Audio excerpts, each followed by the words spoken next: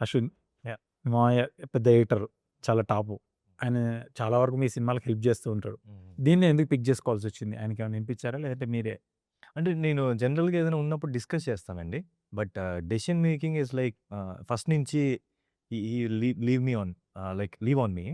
ఎందుకు అంటే ఇప్పుడు నేను ఇప్పుడు చేసిన దానికి, నెక్స్ట్ చేయబోయే దానికి హి ఫీల్స్ నా డెసిషనే correct.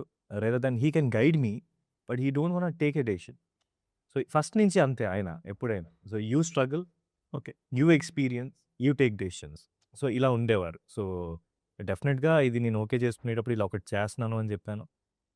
He is someone who always encourages content like this. So, ఆయనకి ఇలాంటి కంటెంట్ అంటే ఇష్టం గూడా. So, he liked it. ఒకటే మా ఇద్దరి మధ్య డిస్కషన్ ఏంటంటే సీరీస్ కదా! ఓకేనా ఏంటి? మన క్లోజ్ పీపుల్‌తో మాట్లాడుకుంటాం కదా! అవును. ఆ డిస్కషన్ అయింది. హి ఈజ్ లైక్ ఏ జనాలకి రీచ్ అవ్వడం ఇంపార్టెంటు. ఈ మధ్య ఫ్యూచర్ విల్ బి ఓటీటీ అలాంటి మైండ్ సెట్‌లో ఉన్నారు. So, he always supported this project.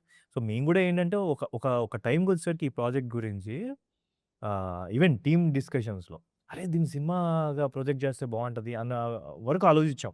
అంటే కంటెంట్ ఈస్ లైక్ అవును. ఆ స్కోప్ ఉంది. బట్ ఇందాక శరత్ గారు చెప్పినట్టుగా ఏంటంటే ఇప్పుడు ఒక 7 ఎపిసోడ్స్‌లో చెప్పేది 2 ½ అవర్స్‌లో చెప్పే స్కోప్ కనిపియలేదు. సో, అప్పుడు లేదు ఇది ఇలా ఉంచితేనే కరెక్టు. కొన్ని పాయింట్స్ మిస్ అయిపోతున్నాం అని చెప్పి వి వెంట్ ఆఫ్ ముందు ఎలా అనుకున్నామో అలాగే వెంట్ లైక్ ఎ సీరీస్ అన్నమాట. అంటే